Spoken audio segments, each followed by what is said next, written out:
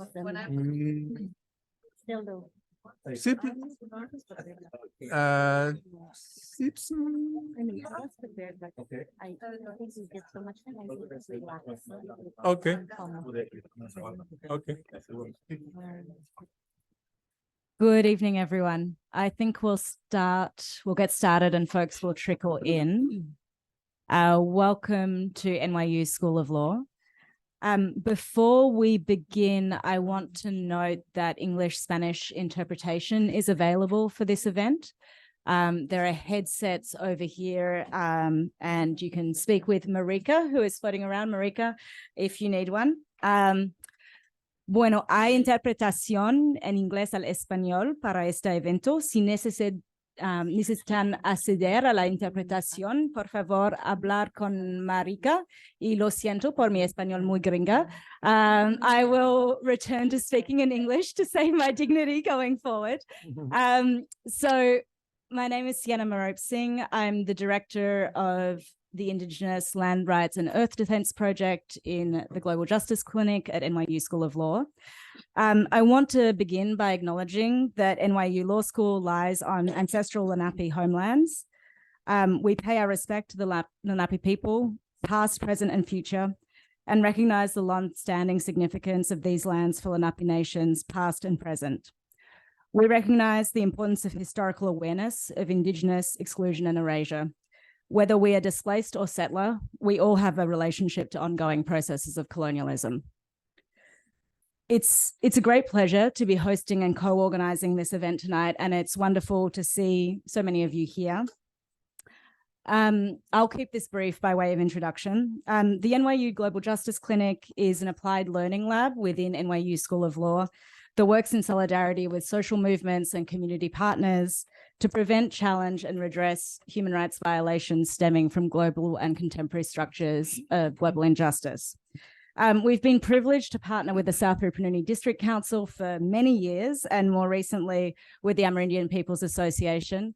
And in that context, it's really a great honor to have the opportunity to host and co-organize this event tonight to allow them to share their work and their perspectives on Guyana's carbon market accreditation, an issue that's, of course, critically important within Guyana at the moment, and also, as many of you, of course, know, beyond Guyana, especially given the country's status as the first country accredited under the ART-TREES standard. So I will shortly hand it over to our moderator, but want to acknowledge that this is a more crowded panel than the event invitation may have led one to expect. So we're lucky to be joined by two extra panelists from Guyana tonight who were not listed in the event invitation. Sharita Rubin of the Upper Mazaruni District Council and Kamal Robinson behind me of the North Pacaramas District Council. So Sharita and Kamal, it's such a pleasure to have you with us. I also want to acknowledge the huge amount of work that has gone into this event by co-organizers with the SRDC, the APA, the Forest Peoples Program, the Rainforest Foundation US. I won't name you all, but I do want to name and especially acknowledge my colleague Uma here at the law school, who has done a huge amount of work behind the scenes pulling this event together, as well as our GJC students who you would have met downstairs who are ushering. A couple of just administrative notes. So first, this event is being recorded and live streamed. So as well as folks who are here with us in the room, we also have many people joining us online from Europe to Guyana. We will also have a short informal event reception directly after this event concludes. So we hope that you'll stick around and have a chat with the panelists and continue the conversation. And finally, you will see over in the corner, or may have seen as you walked in, a short publication on carbon markets and rights. I think I'm not giving anything away about tonight's event if I say that a key point that has come through in the experience in Guyana is just the critical importance of communities having access to information, and building off the collective work of many of us in solidarity with communities in Guyana. We've prepared this short explainer series for Indigenous communities about carbon markets and rights. It's in advance copy right now, so we ask for your understanding if there are a few little glitches, but we wanted to make them available tonight. I want to recognize our co-author, or my co-author in that publication, Oda Almas, at the Forest Peoples Program, and final copies of those should be available on both FPP and the Global Justice Clinic's website shortly. All right. that's all the housekeeping from me. It's my great pleasure to introduce our moderator, who likely needs no introduction to many of you. And at his request, I'll keep it very short. David Kamowitz is the Chief Program Officer at the International Land and Forest Tenure Facility. Amongst other roles, he was previously the manager of the Forest and Farm Facility in the FAO, the Director of Natural Resources and Climate Change at the Ford Foundation, and the Director General of the Center of International Forestry Research. He holds a PhD in agricultural economics from the University of Wisconsin-Madison. David, thank you so much for being with us this evening, and over to you. Thank you, and welcome to everyone to this event on carbon markets and the rights of Indigenous peoples from Indigenous peoples' perspective in the context of the art trees credits in Guyana. For the tenure facility where I work, it is wonderful to be here. The tenure facility does not have a position on carbon offsets or carbon markets per se, but what is at the heart of this discussion tonight is the question of, do people have rights to their ancestral lands? Do they have rights to the carbon that's in the forests that they have managed for thousands of years? And have they been given their free, prior, and informed consent for what is going to be done with their territories? We're very honored tonight to have 5 incredible Indigenous speakers who will be sharing their perspectives, starting with a short presentation for those of you who don't know where Guyana is or what the Indigenous people or the forests there are like or about. Then a presentation on the art trees, what has been done and the issues around that. Then a presentation about what this looks like from the community level. And then finally, what are the international implications of this? What is art trees? Art stands for architecture of red transactions. Red is reduced emissions from deforestation and degradation. And the trees stands for the RED plus environmental excellence standard. What is this and why is it important? There's been talk of carbon markets in forests for quite some time. And there have been really 2 types of carbon markets out there. One are what they call the projects. So you find a forest and you say, here on this forest, we're going to take care of the forest or reforest, and we're going to get credit for having do that on a specific forest. The other is called jurisdictional carbon markets, which basically is that a government says, in my entire country or my entire state or in this big area in my jurisdiction, we're going to sell all of these great carbon sinks that we have that are sucking up carbon from the atmosphere. Neither of those 2 things worked very well in the past. They didn't work very well in terms of the rights of the people involved, respecting their rights, what is become called social integrity.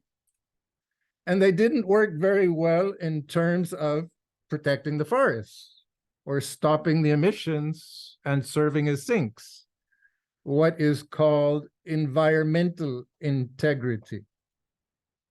And supposedly the reason they didn't work very well was because the amounts of money that were being offered were not that high, So supposedly people didn't have that much of an incentive, governments and landowners didn't have much incentive to really change their behavior because they weren't being offered a lot of money to change their behavior. The idea of art trees and something called leaf that was associated with it is that they were going to change that dynamic. They were going to start being more serious about rights, and they were going to be more serious about making sure that there actually was environmental integrity. And how were they going to be able to do that? By offering more money, by offering a higher price to the countries that were willing to do this. And they went out and they got a lot of private money to do this. And the first place they're going to try this anywhere in the world is Guyana. So tonight you have the chance to hear from 5 people in the villages, on the ground, in Guyana. What does this look like? And I think we can all learn a lot from that process. A moderator's job is the worst job in the world, because what you really want to do is hear all of the amazing things that these people are going to be telling us. But that's not my job. My job is to, when they have talked the amount of minutes that they told me on this piece of paper that they were supposed to talk, I'm supposed to pull them off the set because we have 5 speakers and only an hour and a half. So I am the bad guy in the scene here. I apologize in advance, but precisely because of that, I will stop speaking myself, and we will pass the word to Kamal Robinson, an Indigenous Patamoma, sorry, colleague, who is the mapping and monitoring coordinator of the North Pacoriama District Council, to tell us where is Guyana and who are the indigenous peoples and what is the forest there. Please. So good evening all.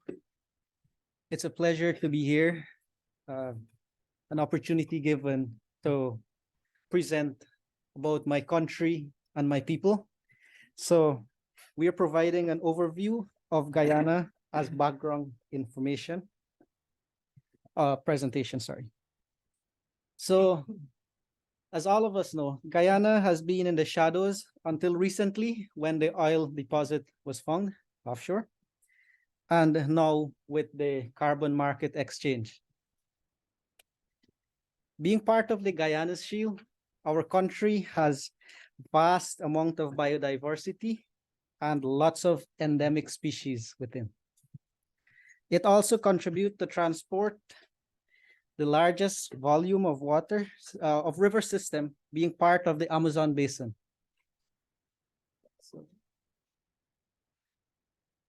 We believe that it contributes to being the lungs of the world, as you can see there.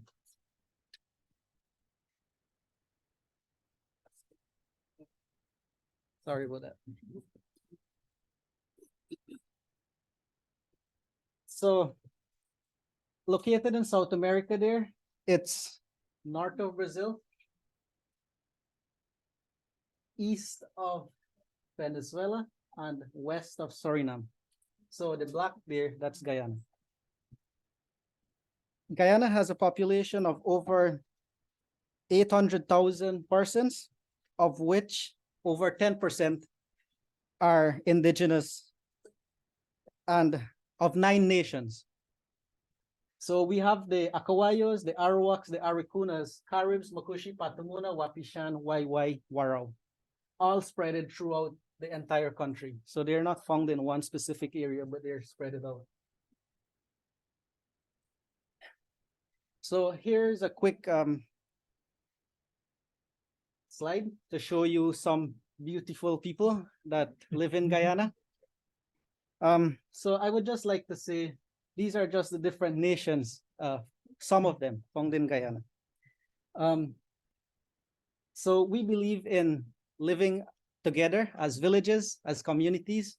We believe that living as a collective brings unity. And here we see a little girl. She's actually my daughter. So we practice our customs and traditions in the form of teaching our youngsters the importance of nature and connecting to them at an early age. So Guyana, it's very beautiful. Nature, forest.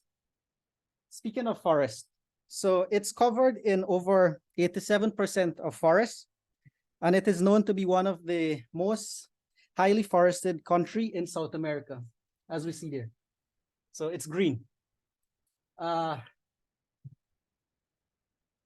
Forests exist because of our protection practices. Hence, most of the dense forests are within our customary or traditional lands. So there's an example of our traditional lands. There are more, but those are just examples. Our forests are rich in resources, which exposes us to lots of threats, different types of threats as well. So I'll ask my colleague here to continue. And so now, Sherida Rubin from the Upper Mazaruni District Council. She's the advocacy coordinator. And please, go ahead.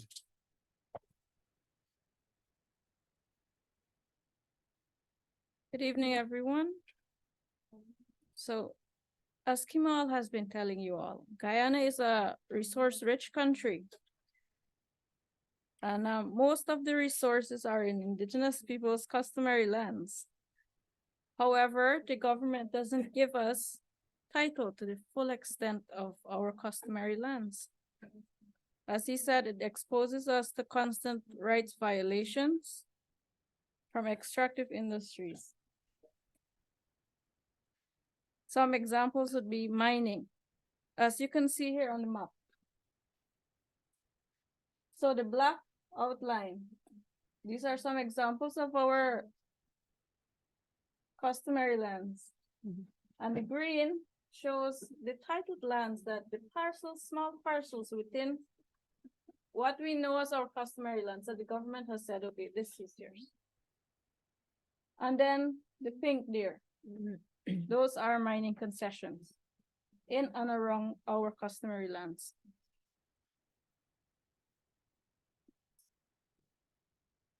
Now, protected areas. So the green, those are areas that are designated as protected areas. As you can see, it again falls within our customary lands and parts of our title. So designating them as protected, it may sound good for conservation, but this threatens the rights of our Indigenous peoples to use our forests. Indigenous peoples have been using the forest, the resources and so on in a sustainable manner for a long time, before the word sustainable was even coined, which is why our forest is still standing. Now, oil threats.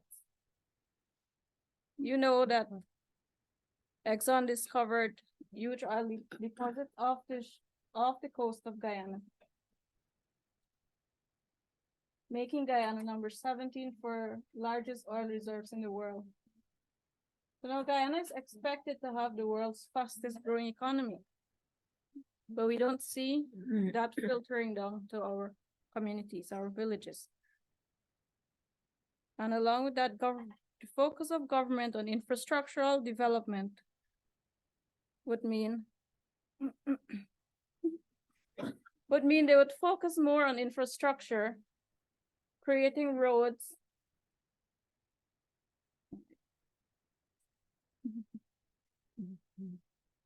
into our villages, which creates easier access to these resources. So now the latest threat, carbon markets. But forests offer more than carbon services. We see them as sacred gifts. From the forest, we get our medicine. We don't have, instead of a pharmacy like you all have, the forest provides all those services for us. It's our supermarket. It's our pharmacy. We have cultural and spiritual connection with nature. We have respect for the forest. And again, the forest exists because of that.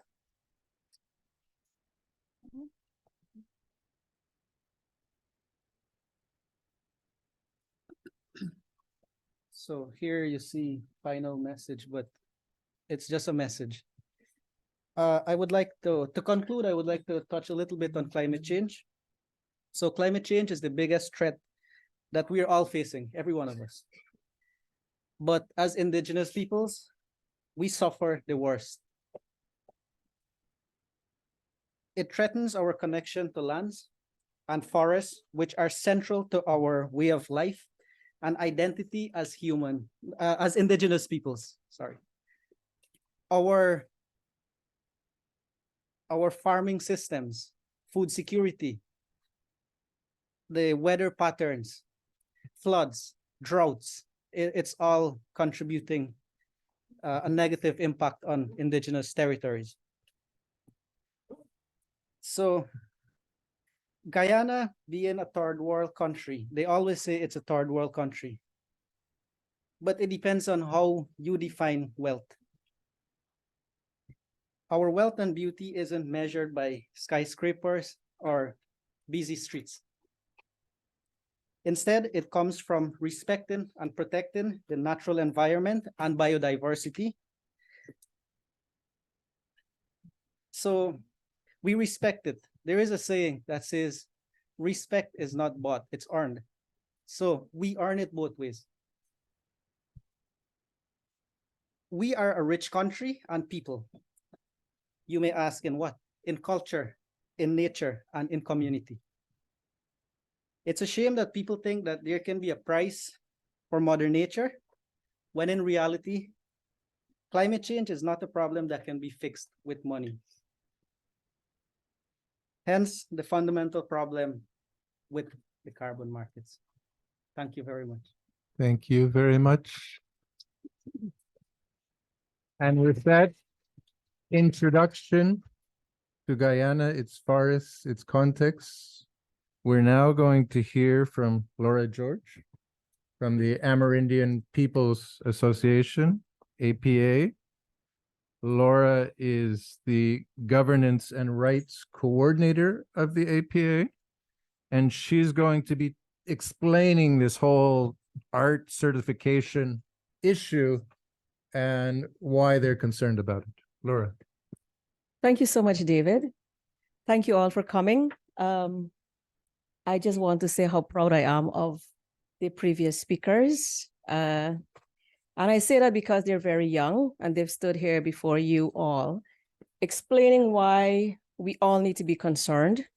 As Indigenous peoples, we have been calling for recognition and respect to be central to international discussions, decision-making, and that should come from the inclusion of Indigenous peoples as well at the national levels. And so why is this important to Indigenous peoples? I must say that coming from the organization, the Amerindian Peoples Association, I need to give you a little bit of background to how I might have found myself as a young person, I think younger than Sharita and the others, fighting along with my people for the state to recognize our lands to territorial recognition. Our elders, our leaders, as a people, we took that decision collectively, and we fought for 24 years through the high courts of our country. And only in December last year, the high courts, our courts recognize that Indigenous peoples do have the right to collective territorial recognition and protection. Now, if I may just transpose that into how Indigenous peoples and carbon financing, what it means for us when it comes to collective lands, collective rights as Indigenous peoples in Guyana. Sorry. What is the issue? Is it that I would say the APA, is it that the APA believes that there should be no monies, there should be, should Indigenous peoples not be included out of international discussions such as carbon trading? No, that is not what we're saying. Because Indigenous peoples are the ones, I think Kimal showed you the map earlier. I don't have the nice map, but Indigenous peoples are peoples that live on the nature, the natural lands of Guyana, forested mountains, beautiful savannas, rolling hills. And it is Indigenous peoples that live on territories. And the whole discussions and trade that speaks of carbon rights have not been incorporated into our laws that exist as it is. We have the Constitution that speaks to international treaties, conventions that Guyana has ratified. We are still to get that into our laws that we can, that says it is effective protections for our rights. There is no law that speaks to who owns the carbon, who owns the trees.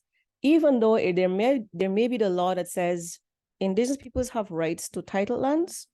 The title lands, as you saw earlier on the map that Kimal showed, are fragments within territories. So when we talk about carbon rights and carbon markets, it is really just trying to focus on Indigenous peoples' title lands. That actually violates, does not recognize our territorial occupation, use and ownership of our lands. In Guyana, we have a specific law that's called the Amerindian Act 2006. While it provides for protections of fragmented title lands, the little boundaries that you saw earlier, it does not cater for protection of our rights as a people over territories. So in between all of those fragments, you have them called as state lands and given out as mining logging concessions. And because we are told that we don't have mineral rights, and all of these going out there have impacted Indigenous peoples in the, for example, the pollution of our waters. Now,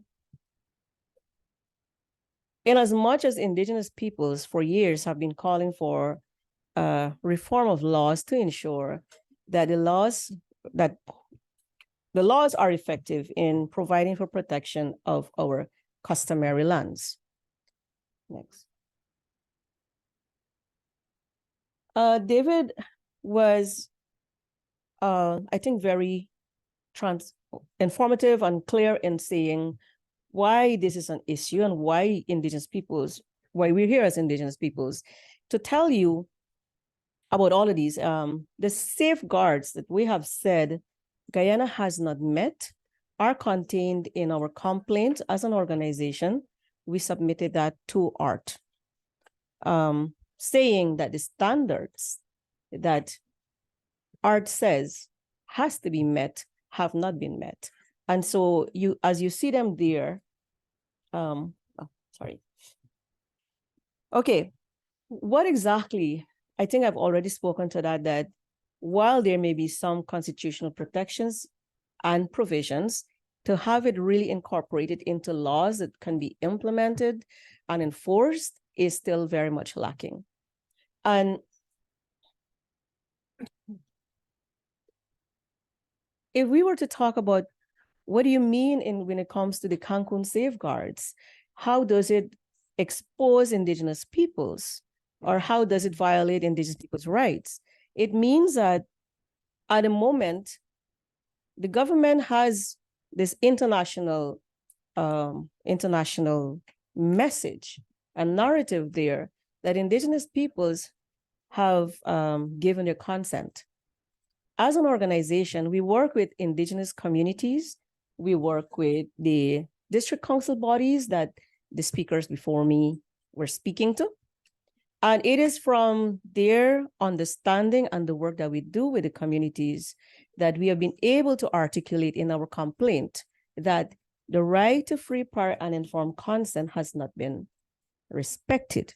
It has not been applied effectively. So what is it then that we're calling for?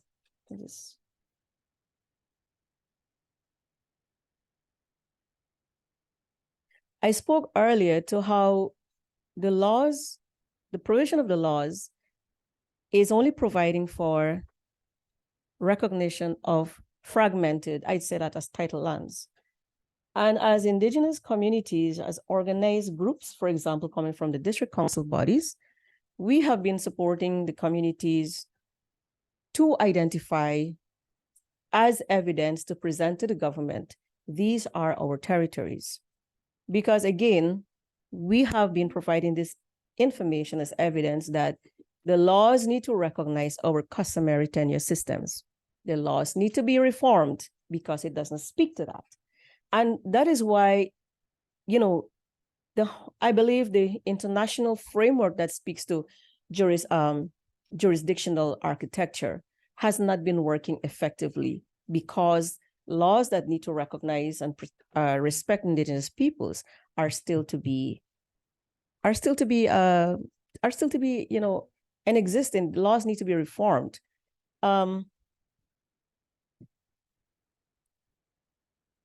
Our country or our governments have been very prominent in the global climate change discussions, where we say that we have a very high deforestation, high forests and low deforestation rates. What we have not said though to the world is that the reason we have high forests is because these are forests that are on Indigenous peoples' lands. And it is Indigenous peoples' way of life that have protected our natural areas there. Now, Guyana says, or the government says, we have an internationally recognized monitoring, reporting, and verification system set up there. But what it does not do is that it lacks focus and it lacks influence, or it's not being used to influence policy decision and legislative reform. There is no legislative reform to say it is on Indigenous people's lands that these resources or these forests have been protected. It has not been used to say it is the increase in mining or infrastructural development that is now contributing to an increase in deforestation. So while it is there, it's a very expensive system to keep there. It is still not accessible for Indigenous peoples, for example, to really use that information to hold governments accountable in the implementation of the programs coming from, for example, from climate change discussions and participation at the international levels. We talk about the countless rights violations that have, arise out of concessions being granted without consultations, no consent of Indigenous peoples. If you were to Google Chinese landing in Guyana, it will speak to a community where the government has not been effective in responding to protecting our people's rights. Where mining with the policy is the lands that have been sold to a miner has actually taken government to court in challenging them to say, these lands were sold to us as a miner, and these lands are actually on the lands of Indigenous peoples. The communities, so we have worked with the community to take this issue to the international level, to the Inter-American Commission on Human Rights, seeking urgent precautionary measures. We have that is just one of the situations. And if I were to go back to the court case of our people that I spoke to earlier, that has not been addressed in the sense of where this is Indigenous people's lands.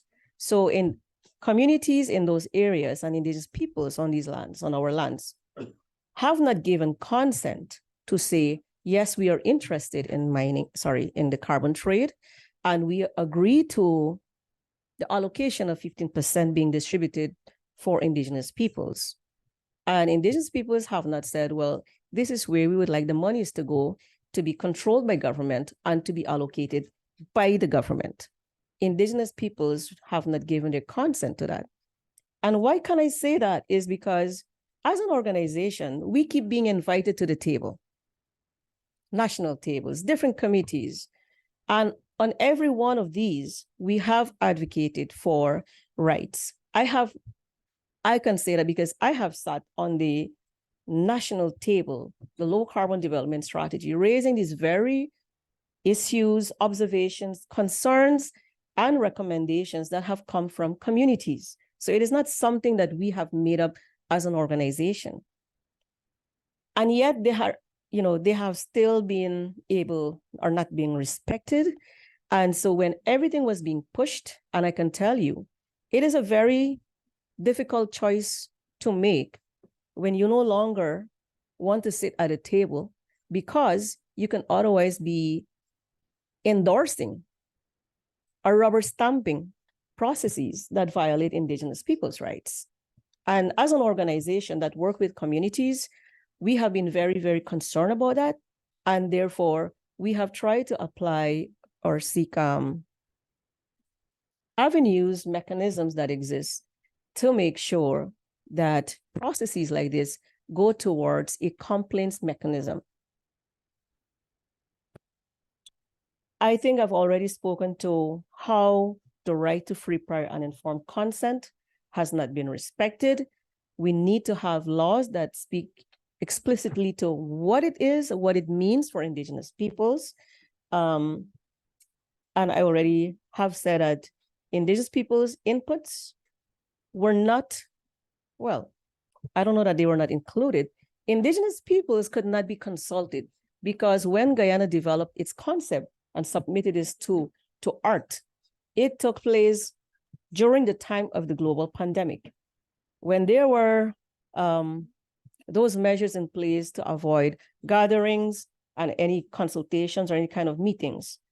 In as much as we have advocated for information to go to communities, Indigenous communities are located away from the central area of Guyana. And I say central because that is where the majority of the population is, along the coast of Guyana, where there are no forests, and it's Indigenous peoples who have been unable to access information properly or in a timely manner, because we have a situation where we have no access to internet connectivity at minimum, or no access to internet connectivity at all, if we were to look for our own independent sources of funding and information, so that's one of the things that I was a call for. Because I think my colleague was going to speak to how, as Indigenous peoples, it has become important, urgent, for us to be organized, inform ourselves, so that we can decide what are next steps, what is the next step in the whole issue of just not art and carbon trade, but really how, as Indigenous peoples, we can go forward collectively to ensure that our rights are respected. I think I have said, at the moment, the carbon trade and the whole concept has created challenges where it is pitting us now against each other. Bodies that are, that can speak to Indigenous people's rights. We now have a situation where we're challenged to say, but you cannot speak for us. But because we work with communities, as I said, we have been able to bring all of that and file a complaint. If I can just go to the, and we have made some recommendations as well. Our complaint was dismissed on the basis that, a proper verification was done. That's what ART told us. We have appealed that the dismissal because we are insisting that the substantive conformance of the standards have not been met. And we would like to ensure that art is open to a reform or an upgrade or an improvement of its grievance mechanism, that it is a lot more transparent, it is a lot more accessible to Indigenous peoples. And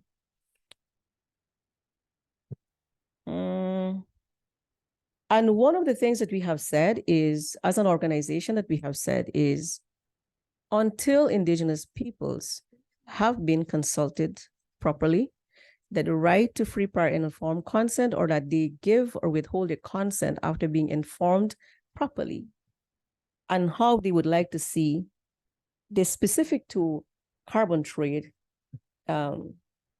is implemented beyond this time. Until then, no further approval or credits, or no further credits should be approved. But yeah, so that's the role that we have been playing. And maybe I might just say, we keep saying at the international level we have no more time, and for me, I think we have been saying the same thing for generations, and we really look forward to the world recognizing that we have no other home. Huh? Yeah. Thank you. Thank you so much, Laura. That gives you a sense of the discussion around art at the kind of national level. What does this look like on the ground in one of the districts? I don't think we could get anybody better than Immaculata Casimiro from the South Rapuni District Council that represents 21 Wapichang communities, villages. She's also the leader of the women's organization in the district council, the Wapichang Wizi Women's Movement. And we're very honored to hear what she has to say. Please go ahead. Okay, good evening, everyone. I'm in Unaw. Nakan. Yananaw Pardad Unaw at. Greetings, everyone. I bring the voices of my people from the villages to share with you this evening. Okay, firstly, as the South Rapuni District Council, and because as Indigenous people, we know that we have rights to our own self-determination. So we have established a program which we call the SRDC Paralegals Program. So there are 11 of us. I'm also one of those persons who were trained under, I would say, in different laws. I know we call ourselves the barefoot lawyers. So we've been trained, and this program came about in the late 2020, and it is because of our people that this program came to fruition. Yes. Just a bit of background on what we have been doing. So because the SRDC had heard about the low carbon development strategy in Guyana, we've tried to follow. We follow on social media, we follow the news. And so we've tried to see how we can actually learn some of these new, I would say, terms, these different schemes that are being created. So the SRDC, we are of 21 communities, 21 elected leaders, and we have an executive body. So this body pushed for meetings with the government. We're always willing to speak with the government. We want to be partners. So our executives were in Georgetown, and they were able to meet with the climate change office and other representatives. And so yes, they were accommodated. And because of that, we also invited the team to one of our district council meetings, where we made a proposal to say that we can have consultations in the communities. And the SRDC was willing to support the climate change office in that aspect. We made a schedule. We were willing to share it in a language as well. We wanted translators so that our people can better understand in the language that they know, because we speak the Wapichan language. So at that time, there was a presentation, on 1 hour presentation on the low carbon development strategy in one of our communities. And there we strongly stated that we were not going to consider that a consultation. It was just an introductory meeting. Later on, we saw that this was taken as a consultation. And because of that as well, we continue to meet. We meet quarterly as 21 communities, leaders, women's representative, youth leaders, and elders. And there again, our people didn't understand, what are carbon markets, what is carbon trading, and all these different terms, as I said. And so they asked that the paralegals be trained so we can go out to the communities to give them that information, to let them know about what is really happening. So my team and I and 3 other teams went out of the 21 communities. We visited 17 of those communities in May. We are over 1,000 of our people attended, and we had a 3 days workshop talking about carbon, the carbon cycle, and all the new terms that all of you academia use, right?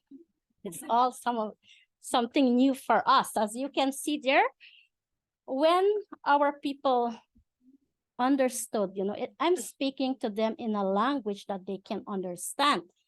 And this is what one of the women from Sand Creek, she said, for us, it is payments from Hess Oil Company to continue polluting the atmosphere. Our country has been paid the rights to increase global warming. Because now you're learning about these things.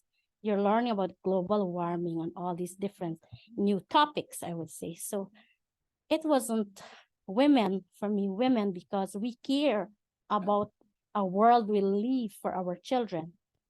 We care more about these conversations. From there, there was no kind of knowledge, there was no information about what was happening at the national level. And villages, all the villages said they were not consulted, because how do we make decisions at the community level? There is a village council, and the council would meet and have discussions. Then from there, they would take it to the village general meeting, where it is the highest decision making of a community. But this was never done. So our people didn't know what was happening. And at the national level, because of the leaders who are there, they endorsed a resolution to say that they were in support of the sale of carbon credits. But I can say that in my village, I don't really be absent from meetings. And there was no discussion about carbon markets or the sale of carbon credits from my land. And so everyone said there that no one believed that the free prior informed principles were followed. So that is what came out of our community. There are 2 women there. We did group work, we asked questions. And so there are 2 women in the picture there who, that's their writing. I didn't write it, right? If you can read what they say. Yes. That's good.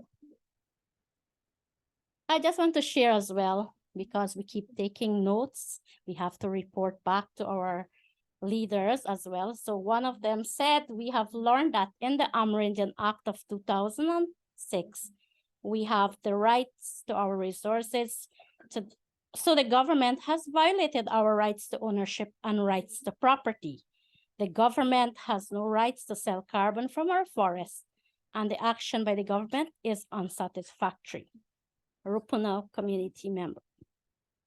The government has no rights to sell our carbon to companies who are polluting the atmosphere as they keep destroying our world of peace and causing illness.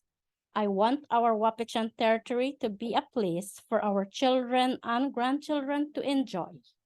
Another member from Marorano village.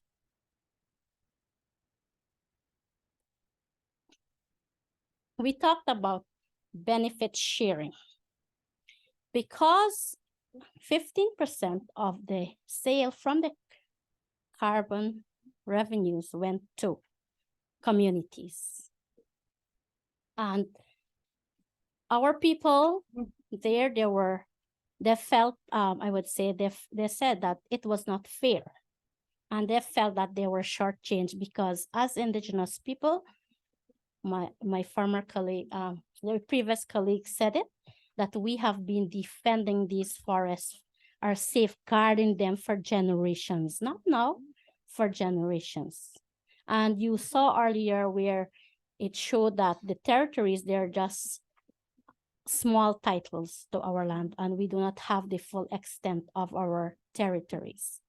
So our people were very concerned, and that is where they said this process needs to be redone and it needs to be fixed.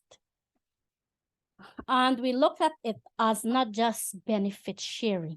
We have been doing the work. In my territory, we do monitoring of our territory. We have a monitoring unit, and we monitor as I speak. Our monitors are out in the fields monitoring our territory, from illegal mining, looking at what is happening, even the border between Brazil, we also monitor that. So it's not about benefit sharing, but more of compensation because we are doing the work. We have been doing the work. We have been standing to defend our forests from extractive industries. So this is what our people said, and information is very important, as Laura has said. And more information is needed in the communities. This was just a first workshop, and they asked that more workshops be done on carbon credits, carbon markets, and so on. So we talked about implications or impacts that it could have for us. Government may delay the granting of land or the titles that we have applied for. And this is a concern for all 17 communities. And they're afraid, our people are afraid that we can be restricted, our livelihood. We heard Kimal saying it's our supermarket, it's our pharmacy. We depend on the land for livelihoods. When we do not have money in our pockets, we go there to fish, we go there to hunt, we go there to gather. So this, we fear that they might have restrictions, rules or guidelines will be made to say how we use our forest. And also the continuation of violation of free prior informed consent from the government. This is what one person said: the government will develop laws to restrict us from using and occupying our traditional land. This is our first fear. Rapuni community member. The conversation was very interesting when we spoke about carbon markets, the sale of carbon credits. And our people said, maybe this can be a good thing for us, Most of them said, yes, maybe we can participate if our land rights and FPIC are respected. That is the first thing every community had said. That's why we have it there as the first thing. That the Amerindian Act and other legislation to be revised in line with international standards. That's so our rights can be, I would say, better protected. There should be no restrictions on traditional practices. And not just 15%, but adequate compensation. Maybe where we can be involved in the process from the very beginning to the end. There must be enough time, because when you look at this, what had happened, it was rushed. It was something that was rushed. And that credits not be sold to oil companies. So these are the conditions that our people said that they're willing if these conditions are met. They know that the first deal was already made. We cannot do anything about that because it already happened, but how can we fix? If we're going to go again to sell carbon credits, can we fix that process? And that is what is important for our people. Okay. That's a picture of me and the women, 124 of us, who discuss the same very topics, you know. And we came with different recommendations. And one of the recommendations there, if you can see, is that anyone, not just government, coming to have projects, programs on our lands, and it has to deal with our lands, must obtain our free prior informed consent. We must be able to understand in our language first what is happening so we can either say yes or no. Art, leaf, trees, all these new terms was something new for my people. They didn't understand what is it. And it was the first time that they were hearing about trees, art, and all these new terms. So they asked that stricter verification measures for art to ensure communities were meaningfully consulted and gave their consent. Because when you look at everything that has happened, there were different players, different actors, but we were not at the table. And this is something that our people had asked for, even for the National Tushaus Council. They all said that we need to see the presence. The presence is not in the communities. You cannot be making decisions at the national level for the people who live on the ground. You need to come and meet with us. And that is the message that my people said, you know. And I'm speaking more from the grassroots level here because I have met, I have seen, I have spoken, not in English, in Wapichan language. And we do have a word for carbon. Carbon is, my people said, kanok nirwan. That's carbon in my language, right?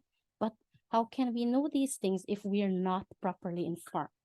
So information is very important, that we as Indigenous people know what we're getting into. Yes, having money is good. Nobody refuses money, right? Do you refuse money? No, you won't, right? No, you won't refuse money, but the process needs to be fixed that respects our rights, give us our land title. We want to work together. We are a peaceful people as Indigenous peoples. And as I said, we care about the world we leave behind. And we care about all of you. That's why we're here today. Because we come from the Amazon basin, and because of us, maybe all of you are breathing today. Thank you. Thank you. Thank you so much, Nakulata. Now we're going to hear from Levi Sucre, a Bribri Indigenous leader from Talamanca in Costa Rica. who's a local leader in his own Bribri Kavakar network, but is also the co-coordinator of the Global Alliance of Territorial Communities. He's not from Guyana. I don't know if he's ever been to a village in Guyana. But he's concerned about Guyana as an indigenous leader in Costa Rica and globally. And he thinks you should be concerned about Guyana too. Yes. So Levi, I think, is going to try to tell us why. Why should they be concerned about Guyana? You don't live in Guyana. Why do you care about Guyana? ¿Por qué me diste tan poco tiempo para hablar entonces? Why? Te voy a dar Give me menos time todavía enough porque to ya, speak. ya hablaron, entonces tenés como 10 minutos. Da. Ok, voy a hablar en español y la traducción va a ser simultánea, ¿no?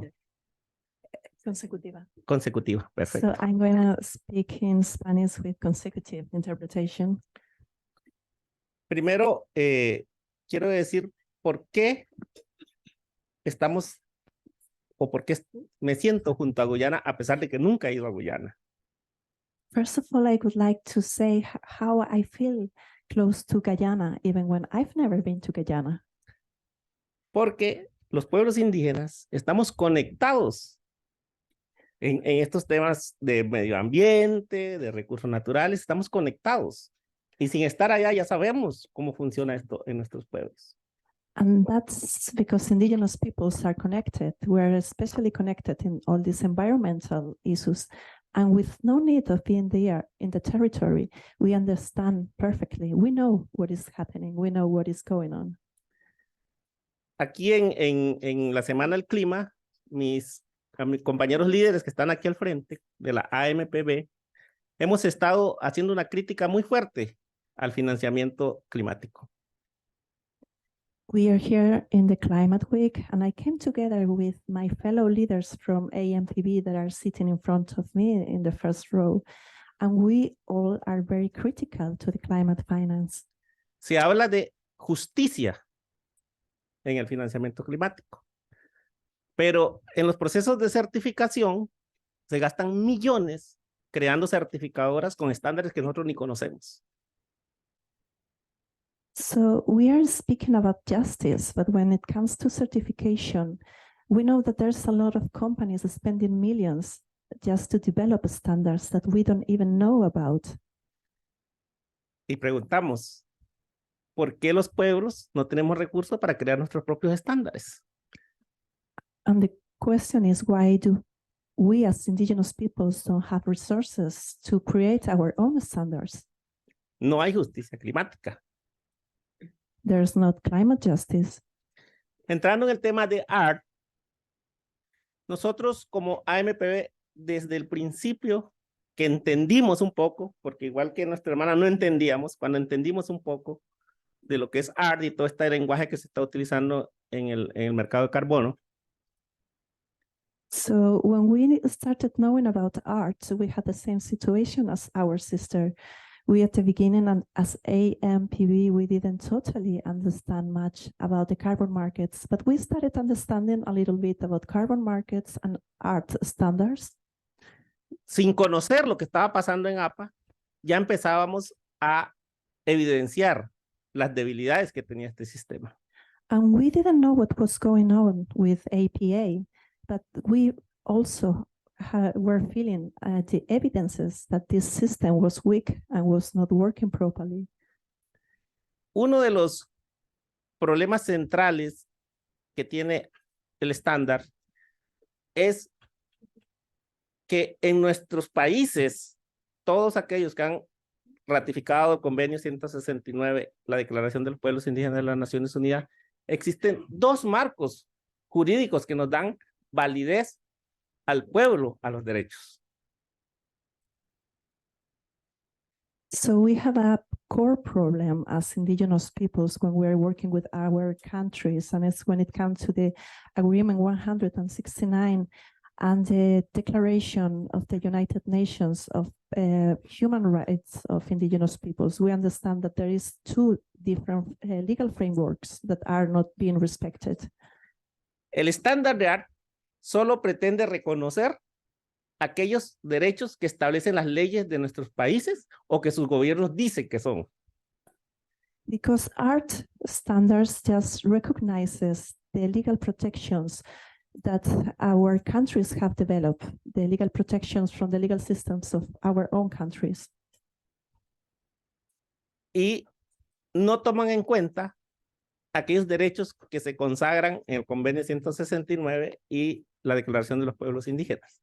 So they are not taking into account all the human rights, indigenous people's human rights that have been recognized by the Convention Agreement 169 and the United Nations Declarations of Indigenous People's Rights.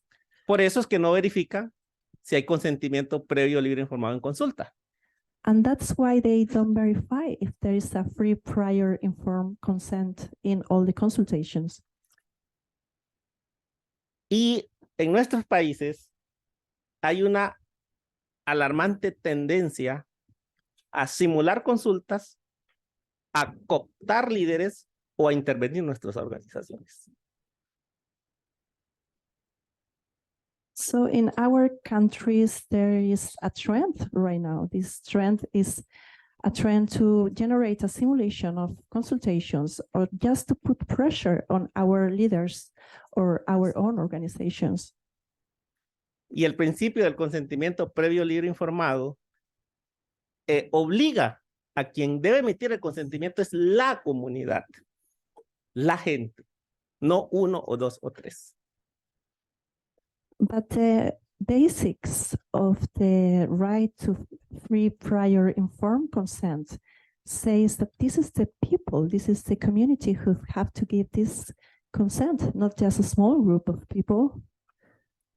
Con eso empezamos a dialogar con ART y tuvimos un acuerdo preliminar de crear una capa adicional en sus estándares que logren alcanzar, identificar y hacer validar estos derechos.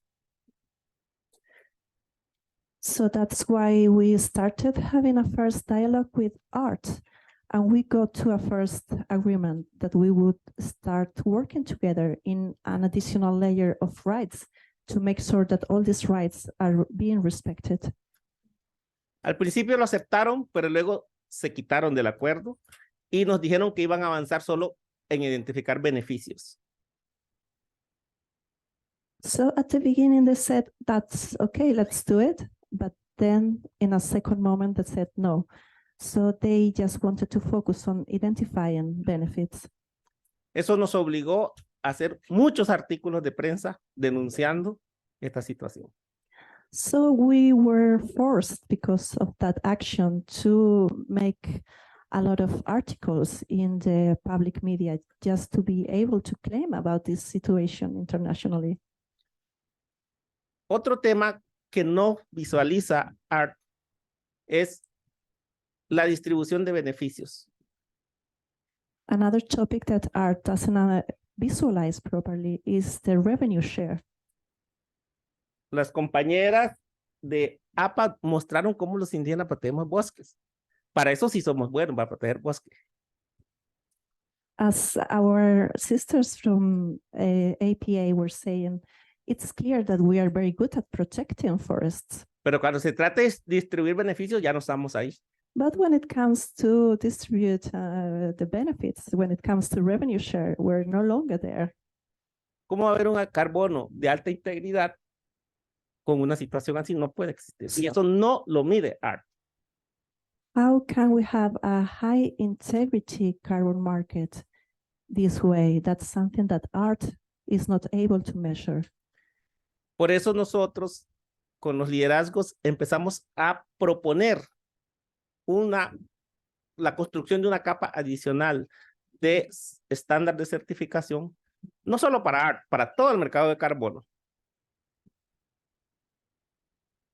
So that's why we, together with our leaders, decided to create an additional layer of rights that should be included in every standard, not only for our trees standard, but also for the whole standards occurring in the carbon markets.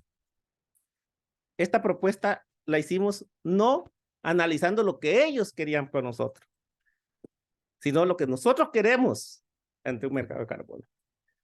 So the core of this perspective was what we wanted, not what they wanted to do, but what we as indigenous peoples want to do in our carbon markets. Quisieras hablarle de las 7 ejes que propusimos, pero ya el cronómetro marcó 8 minutos, 9.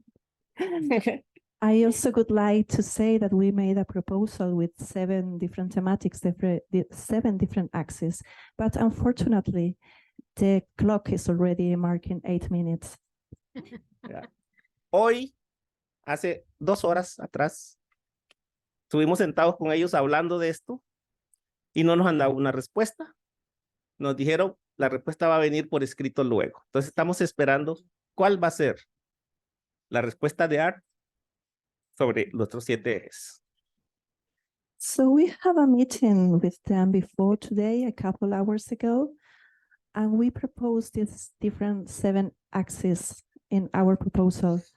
They didn't give an immediate reply. They didn't give an immediate response. They just said, well, we will write you with our response.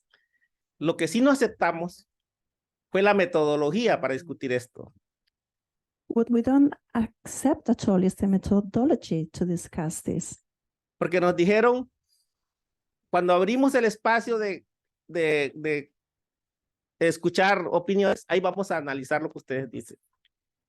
Because they said, whenever we will open the space to listen to your opinions, we will analyze what you are saying to us, your opinion. Nosotros dijimos, no, nosotros queremos sentarnos con ellos a discutir, a dialogar y construir juntos. Si no, no podemos avanzar. And we said, no, we want to sit down with you to have a dialogue, to build up a new strategy together. Otherwise, we don't want to work together. Y como David me regaló un minuto, estamos esperando qué va a ser la respuesta ante esa propuesta y estamos ansiosos de compartirlo con ustedes. Y si algún momento pudiéramos hacer un intercambio con APA para profundizar estos 7 ejes, pues para nosotros sería un placer y con mucho gusto lo haremos. So David was so generous to give us an extra minute, so I'm going to add something. We are anxious, we're waiting for this response. We're looking forward to sharing with you what the response was. And also we want to work with APA in these 7 axes if they are willing to work with us in this process. Muchas gracias. Thank you Thank you very very much.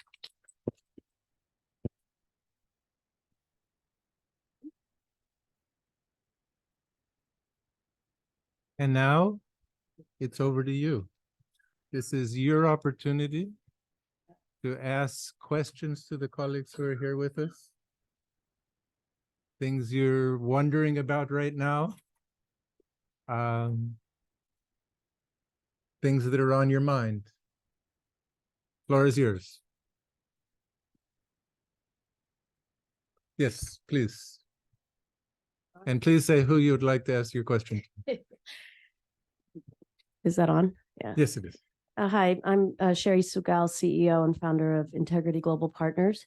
So some of you might recognize me. I was the consultant that was leading all the work for the Forest Carbon Partnership Facility prior to the development of the Art Trees program, and did all of the stakeholder engagement work, did all the trainings and capacity building for Indigenous people throughout Guyana. And it's wonderful to see you again. It's been quite a few years. But during that time, one of the things that was very clear to me in this kind of dual role where I was advising, and doing all of these trainings, we had a dual role of also advising the government on who had ownership and rights to the carbon. And both the World Bank and the government had agreed with the results of my findings, which were that based on the Amerindian Act of 2006, it was very clear that the Amerindian people, at least on tidal lands, had very clear ownership over carbon rights. There was no question. Whereas in other countries, that's not always the case, right? But the Amerindian Act is very clear. And it gives ownership not only of land, but of all resources on those lands to Amerindian people. So I'm very surprised, frankly, to hear that there's any questions around that, because I think based on that work, that really set the foundation of a lot of the work that was done for the Art Trees program. That's kind of number one. I'm very surprised to hear that there would be any sort of questions around carbon ownership and rights. But I think that what you're sort of alluding to and what you're asking for is there's a couple of subtleties in that, which is that when we talk about benefit sharing, we talk about kind of, and within the Art Trees program, you're talking about the government receiving that money and sort of allocating it to the communities. And I think what you're asking for and what you want is what is really a true nested program, which means that the communities, the indigenous people in Guyana have the rights to that carbon and the right to sell directly into the market. You get the right to determine what you want to do with it, what price you want to get for it, who you want to sell it to. And that's something that didn't play out in the Art Trees program, which I think was not, based on the work that I did, is kind of is counter to that there should have been a really true nested approach that allowed for Amerindian people to have full rights and ownership over the carbon in the country, right? That's number one. So I think there's something going on here that kind of needs to be fixed. And anything I can do, I have all the reports, happy to share them. Anything I can do to support that, I'm happy to do that. And then, so that's kind of number one, I think. But I don't hope think there's not 7 of these, because What's that? we have to leave some time for the other people who want to ask questions as well. Sure, I'm happy to wrap up. I think this is kind of important, but okay. Happy to talk to you after. And we can talk about the subtleties of some of these issues. And happy to share any of that information. And David, if you'd like to get any of those reports, I'm happy to share them with you as well. It's basically the Bible for how all of this really should have played out in Guyana. Very good. And not trying to cut you off, just trying to give other people a chance to. Laura, please. So is it like this is working? I think so. Please Okay. go ahead. Thank you, Sherry. It's nice to see you. So I am aware of what you're referring to. So when we have spoken about indigenous communities not giving the consent or in all of this, and it's very right what you're saying, because for every community that has a village council that's elected by the community, in the Amerindian Act, it says that a village general meeting, as what it's called, is the highest decision-making forum for that specific community that is over a specific title land to give its consent into, for example, carbon trade. So that did not happen because it required process. And so because there was none of that took place there, but yet a body of all elected indigenous leaders called the National Two-Shows Council, its endorsement being taken to say that indigenous peoples have given approval for their sale was misleading. It was not lawful, actually. So just going back to that is that indigenous communities did not give their consent to that, to be included in that process. Yeah, so that's just a very specific point that I wanted to respond to. And it is true, and this is the reason why, as an organization and other like grassroots bodies that have said, look, this is not what has happened. And is it a case of we are saying no, a complete no to this? I think Maki, as I call her, outlining that it is not that we are saying no to this. Give us the opportunity and the time and the space to understand and to see how we may want to participate in this process. Very good. Other questions, comments? Yes, please.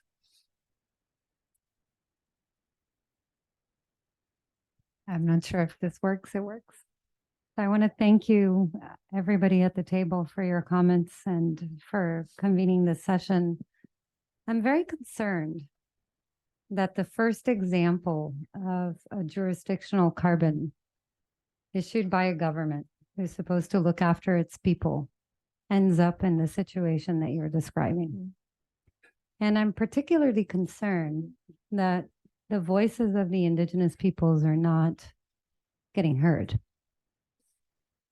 And when we think about Guyana in particular, and how we could have access to what the Indigenous peoples on the ground are saying, you need partners. You need civil society to be strong and to be their friend and to stand with them. You need the media to echo their voices. And you need people to then address the concerns. And those situations are not in place in Guyana, unfortunately. We don't have good media partners and we don't have a strong civil society. You're seeing the best of them here. So I want to ask everybody in this room to make sure that we make a commitment to listen to what we heard today and to make sure that these voices are echoed. That's all I want to say. Okay. Any comments on that? Okay, thank you very much for your comments. And yes, as I think Laura also mentioned, it's a struggle for information, especially as I said, as it relates to these new different terms that are being used, and to actually get it in a language that our people can understand is also the key to know what is happening even at the global level. And yes, we do need our voices to be amplified, and we do need the support of everyone, because as I said, we are all in this together to ensure that we have a healthy world, and that we do not, I would say, go extinct at some time. Yes, thank you. If I can just add to that as well, I really would like to also agree and reach out to Levy's offer for stronger networking, collaboration. And yes, a lot of people, a lot of groups need to be on board in all of these processes. So so that it just doesn't become financing and commodification of our homes, our resources that we've lived on. That is needed for the world. So financiers, the financially capitalism, we need to really be awake and be truthful that when it is not just about giving out monies, but we need to be committed. If we're going into this kind of arrangements, how exactly, as the extractive world, the commodified world, are we contributing, or what substantial commitments, urgent commitments to reducing emissions are we doing in our own worlds? Because it is not just you, it is not just us, it is all of us. So academia is important. How much of their information and research, there's indisputable research evidence that says what we need to do. But when it comes to the member states and the policymakers who refuse to really take on board what is there, and who refuse or who delay in recognizing Indigenous people's knowledge and our own organized ways of contributing or providing information of what we need to do as a world, then we're all going down the same way. And so there is an urgent need. I think Maki spoke about, amplifying our voices, but really taking actions is what is important. Very good. And who's going to take action by asking the next question or giving the next comment? Please. Thank you so much for the talks. That was very interesting. My name is Uzma. I'm I'm a master's student here from Australia, and I wanted to ask about the international law principle of free, prior, and full consent from the Declaration of the Rights of Indigenous People. I was wondering, based on what we've heard tonight, about the challenges of, the lack of consultation effectively, how you see that that right, and whether you're hopeful about it, or you know, how do you feel about just the path forward in terms of that kind of international law? I think we'll give that one to Levy just to have Mhm. Mhm. pass it around a bit.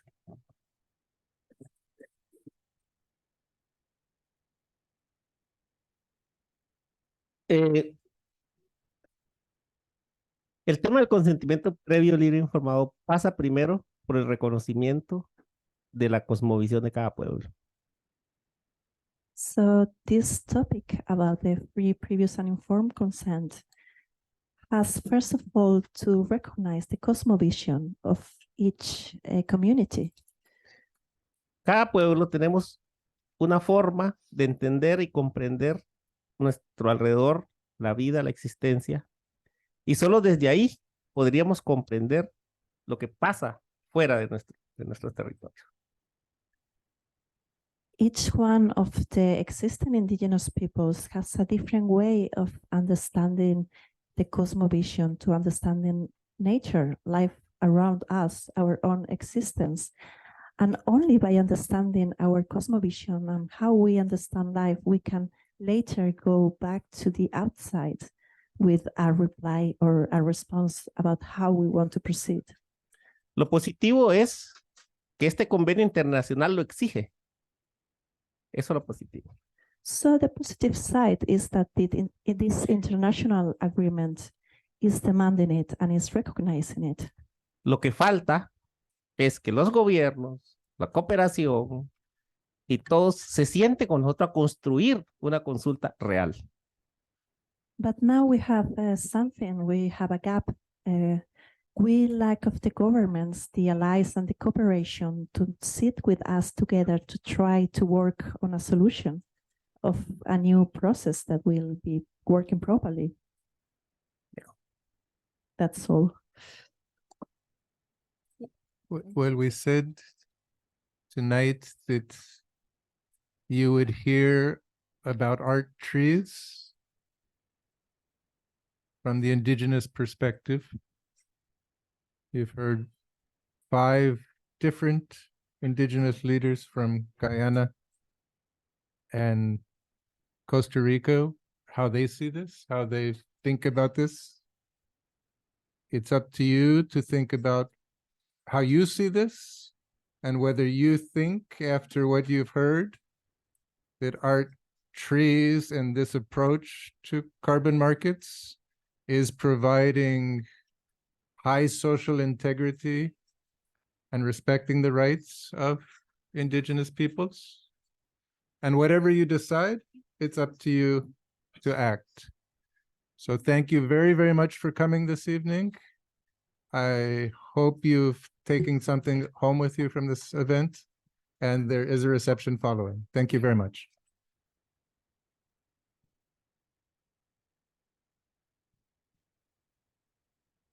Thank you, David, and thank you to all of our panelists for a very rich discussion. These topics can feel at once incredibly technical, but of course are deeply fundamental to questions of rights and also to, as several speakers reminded us, our shared future on this planet. So thank you again. Please join us just down the hall for the reception. And also we've heard a lot about the importance of information tonight. So please, if you think it can be useful to your work and those you work with, please do grab a copy of the publication that is at the door. Thank you again all for being here.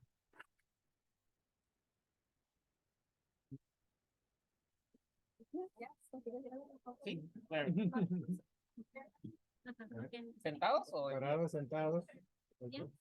Do you want to stand up?